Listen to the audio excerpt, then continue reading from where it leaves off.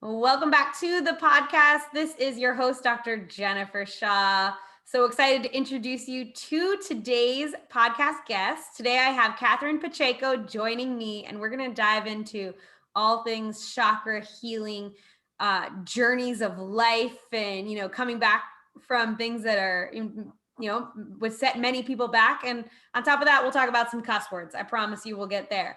But I want to thank you guys so much for joining me. I'm excited to dive into this conversation.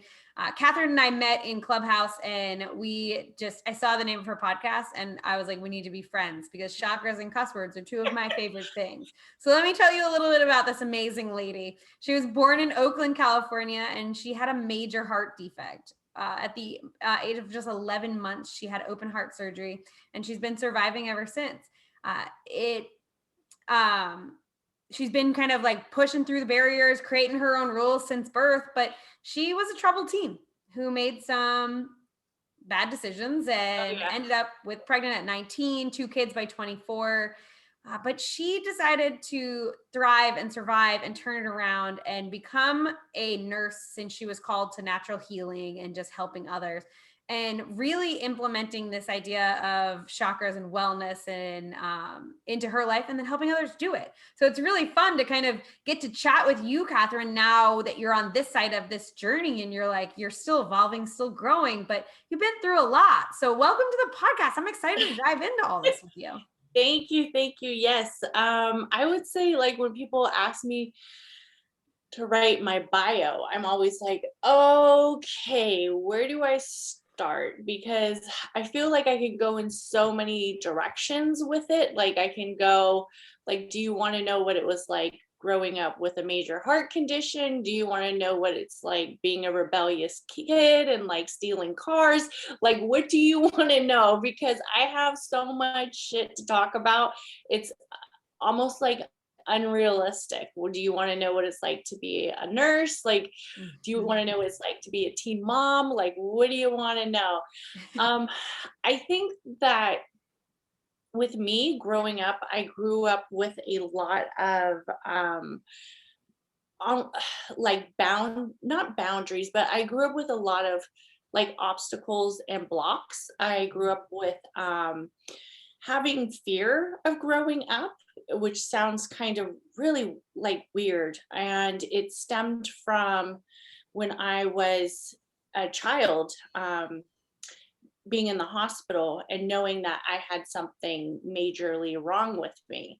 And it was something that couldn't be fixed. Like, it was just the time that I was born with transposition of the great vessels. So it's basically a defect. So my right ventricle does the work of my left ventricle, my left ventricle does the work of my right. So in some ways, my heart is, quote unquote, not actually um, backwards, but it functions backwards. So when I grew up, I always had this fear of like, how long am I going to live? Um, what's going to happen in 10 years? And it was very hard for the doctors and the people and the cardiologists to kind of give me reassurance, like, no, you're going to live till you're like 80. Like, in all honesty, they didn't know either. They just knew that they were able to fix my heart with the procedure, which was called the mustard patch repair, that they were able to fix my heart with this procedure where my blood was able to oxygenate. But has it ever fully gone back to the reversal? No. So they said, we don't know. You're like the old person. Because I asked them one time, I was like, how long do you think I'll live? And as a kid, like, it's just, and they're like, well, we're hoping you live till like you're 80, but in all honesty, there's not that many of you. So there's a group that I've joined on Facebook and stuff, and I have met people who have lived, who are in their 50s, from New Zealand, from Australia, from like different countries. So I really had to overcome that fear, because when I was growing up as a kid, 40 was like the age that I was scared of. I was scared of that age. So, and the reason why I was scared of that age is because I had my grandfather on my mom's side. He died at the age of 40 of a heart attack. And he was just on the, I believe he was either at work or he was on the golf course, and he had a major heart attack. And that's all I knew, that, there's this weird genetics in my family line where people have this heart condition. So it was something that definitely was a huge block when I was younger, but it made me more rebellious, and it made me more brave in some Yeah. You're like, well, I'm aspect. going to die anyway. Right. And that's the thing, is you're kind of like at this, well, fuck it attitude. You know what I mean? Like, I'm gonna do this and I'm gonna do that because fuck it. So that's kind of the attitude I grew up with, which sometimes isn't that great. Yeah. So one As of a the things parent, that I you don't hear want from your people, kid growing up with that, huh? right? One of the things I hear from people, and I get this a lot. I've been through a lot. I've been through a lot of trauma. I've turned a lot around. I thrive in life. I love my life. I've created a life that I don't need a vacation from. I created a life that brings me joy each and every day. And that doesn't mean there's not times of healing, times of hurt, times of growth, right? But I'll hear from people excuses along the lines of like, well, I just have too much going against me, or you don't understand, it's not as easy for me, or like, all these excuses of like why we can't evolve, why we aren't moving forward in our lives, right? And these are just stories we're telling ourselves. But like looking back now at being a nurse and starting a coaching business and your podcast and sharing your message and having older children, like all that you've done and evolved through from that rebellious little teenager self of you, like what would you look back now and say to that person who was like maybe 19 and pregnant and like my life is over, like I stole cars, I did all these things, like there's no coming back from this? What would you say to that person? If I was to go back to the younger me, I would definitely say, like, I know right now everything seems scary because that's what it was. I was scared of life. I was scared to move forward because felt that I was destined to leave at a young age. So I think for me, if I had to go back to that person, I would say, don't put yourself in situations that you are going to create more trauma to, because when you finally start to move forward and you see that your life is here because the universe, God, or whatever wanted you to live for a reason. And once you see that, you're going to move forward. But you don't need to have this extra baggage and this extra obstacle holding you back. So let go of that, let go of the fear, and then just start to progress. Yeah. Yeah, I love that. It's like, okay, you can keep going on this track and keep adding more baggage, more bags on, more weight into the backpack. Mhm. Or you can make a decision right now and say from this moment on,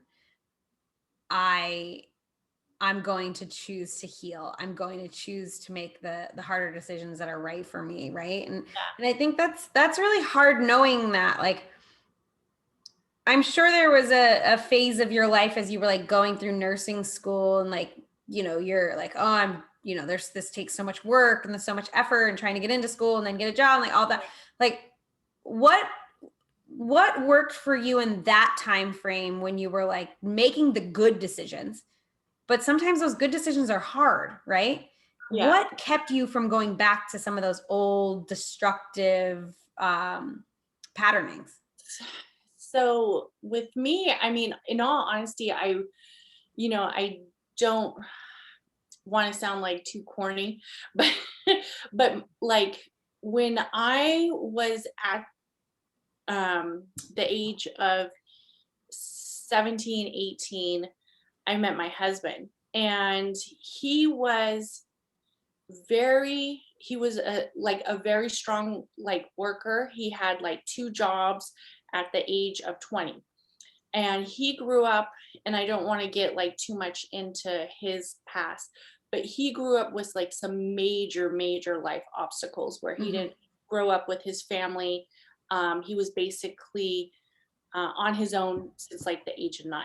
Yeah. So when I saw him, it kind of made me realize that other people have obstacles too, and that other people are here to break obstacles. And he always says, like, I feel like we were meant for each other because we have a lot of obstacles that we both have overcome separately.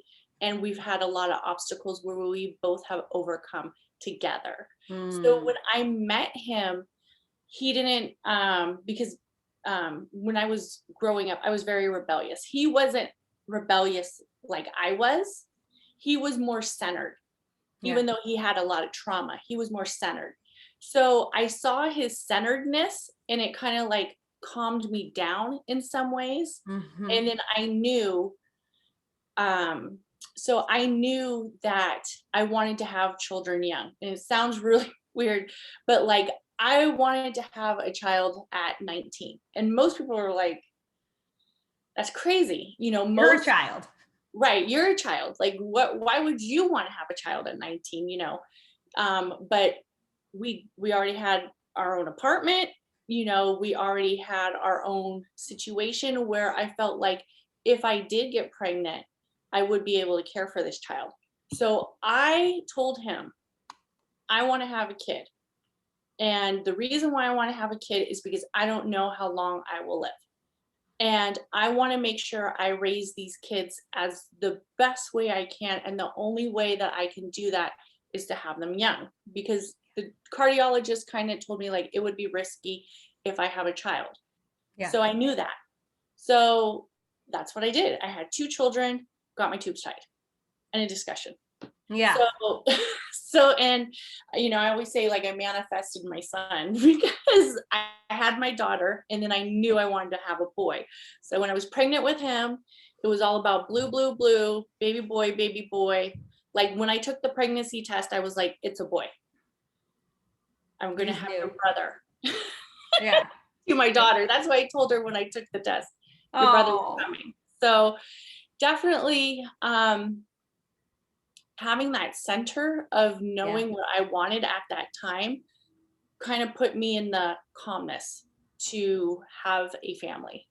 I love that. You know, I see it with siblings often too. It's like you'll see 2 kids come out of the same situation, the same traumas, the same childhood, and one will choose to like work and heal and find success in life, and one will choose to be a victim, right?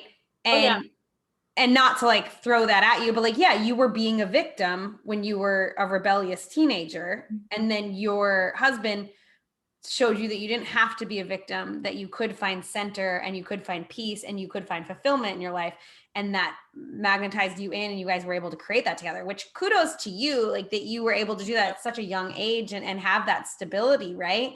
But I think that's so powerful to know. It's like, really look at who are you surrounding yourself with. And I always say that relationships all come for a reason and have a season. And sometimes that season is a week, sometimes it's a year, sometimes it's 5, sometimes it's your lifetime. We don't get to decide that, but we do get to be the ones that decide when a relationship is no longer in season for us. Right. And knowing when you should walk away. Like, I'm assuming that the same people you were, I'm saying kids because they were kids at the time, the same kids you were rebellious with and stealing cars with, maybe didn't have as much of a role in your life as you moved forward with your relationship and becoming a mother, right? Right. There's actually, it's funny because there's actually a few of my friends, I don't know if we actually, and I don't know, I'm thinking, did we ever steal a car together? I'm sure we rode around in some stolen cars, but I have one friend who she was kind of on the same path as I was. Yeah. And I always say like, she's like my soul sister. Like, like me and her went through so much together, and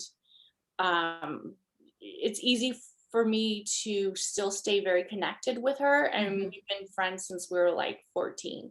Yeah. Because she knows all my past, I know all her past, and we like have both grown like tremendously. Yeah. And just the growing up together. But the rest of my friends, in that time, we definitely went our separate ways. Yeah. My best friend's the same way. We've been best friends since 14, and we've both grown. Sometimes I'm like, why are you still growing? I'm tired of growing. And then sometimes she's like, why are you still growing? I'm tired of growing. But we've done it together. The kids, it's interesting. Her husband has a heart transplant.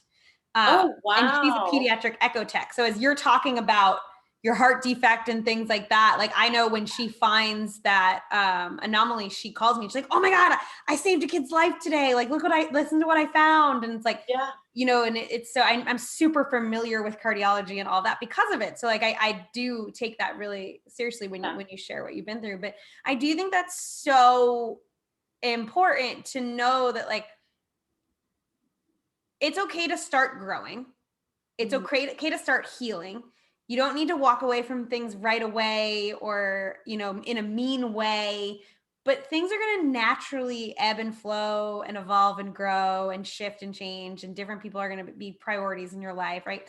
Like that's going to happen naturally. And I think it's so imperative when we talk about becoming this healthier, happier person. It's so key, and it does help us to find success in our future lives and things like that. So what is chakras for you? Because you have a podcast, Chakras and Cuss Words, right? Yes. What is chakras? How has that come into this journey for you?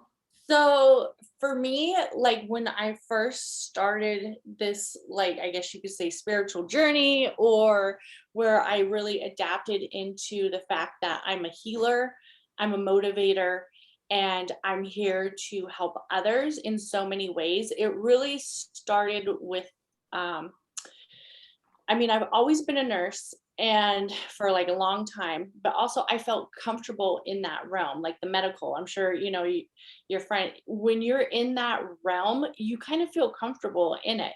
So I knew it was like my purpose, and I knew it was like what I was meant to do.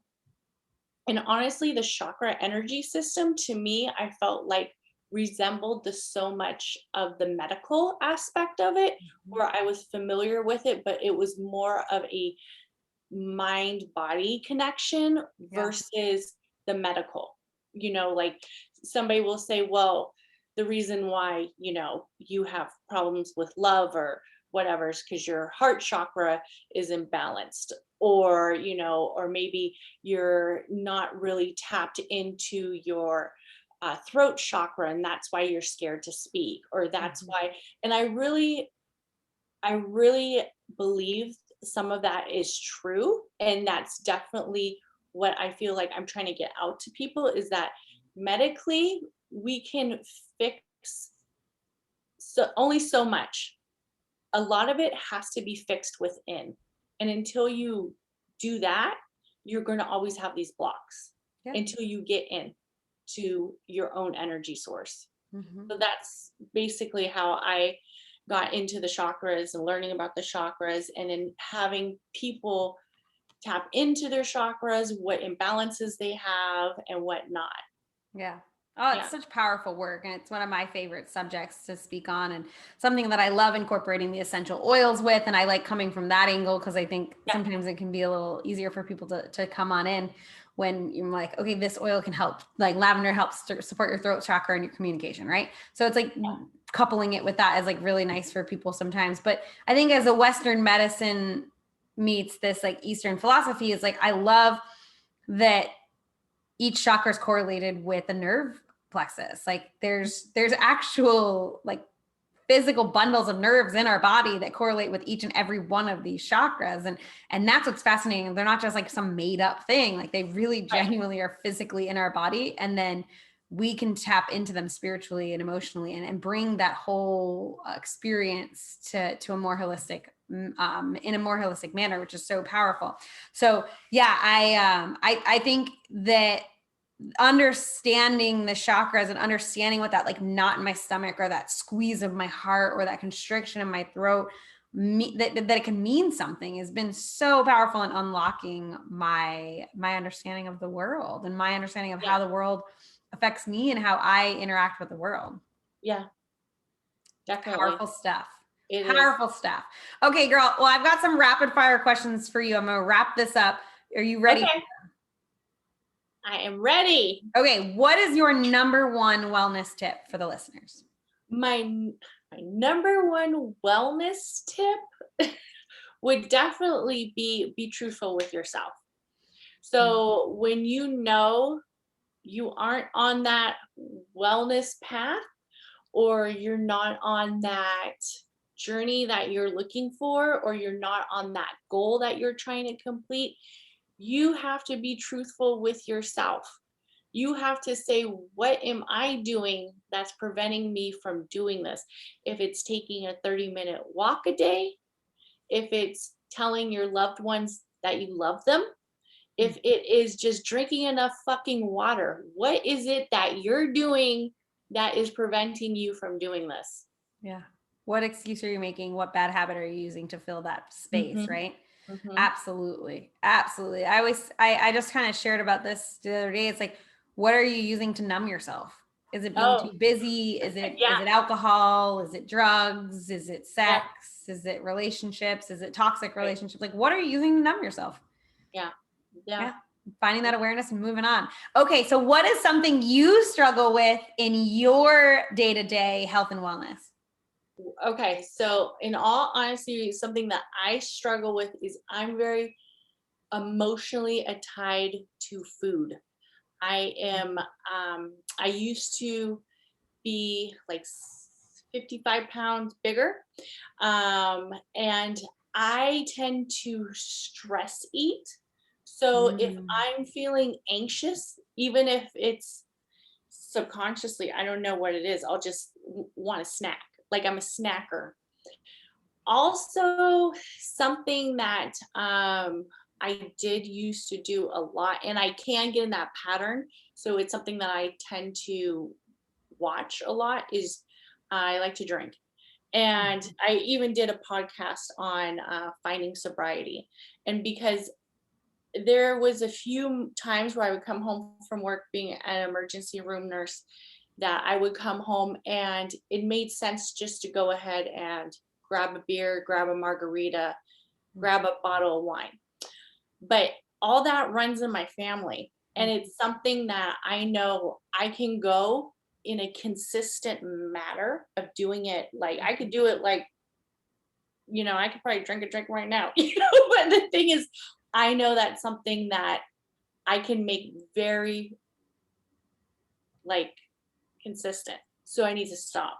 Yeah. I don't know if you know this about me, but I'm sober. June 11th is my sobriety date. Oh, congratulations. My friend, she's been sober for I think now 12 years, she That's said. awesome. Yeah, and we were very that was another one that we were very rebellious with. And I just had her on a podcast and she shared her story and how definitely it's a cycle. So Absolutely. Yeah, I wouldn't I'm happy without it. My life is so much more full without that numb. But okay, cool. What are you most excited about in life right now, Katherine? Honestly, I am most excited about my podcast, interviewing people, learning other people's stories, definitely just taking in all this energy of positivity and seeing how other people overcome their blocks. That's probably one of the things that I'm most excited about, besides my family and my close-knit little nest. But that's about it. Yeah. I love it, guys. And definitely check out her podcast, Chakras and Cuss Words. It's definitely a fun one. She shares some cool stuff and just shares a lot of really amazing, impactful stories. So definitely check it out. And then my selfish question is, what is your all-time favorite book? My all-time favorite book is the bio of Frida Kahlo.